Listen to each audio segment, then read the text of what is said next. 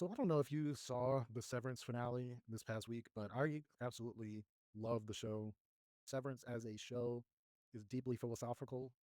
It asks the question of what makes a person. Are the innings actually people? And that's really at the core of the show. And we get to know these characters and love these characters over the length of these episodes.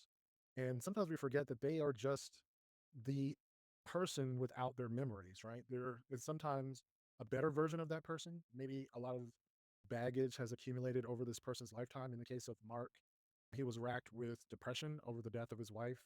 And without those memories, he became a much more happy person on the inside of the company, but he was still Mark. And it's really interesting to just think about what identity is. What does it mean to be a person? Because just because you have the subjective experience of being a person, does that really make you a person? As Rene Descartes would say, I think, therefore I am.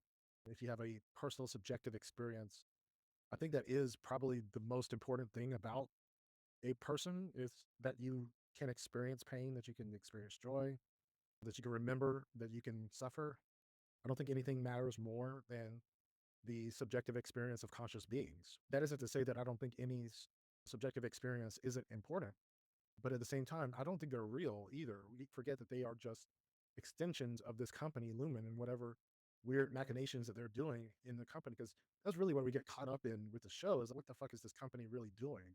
And it is really weird. At the core of the show and the core of the decisions that these characters make is that should the decisions of the innies outweigh the decisions of the outies? Shouldn't the outies always have veto power over whatever the innies want? And I would say yes.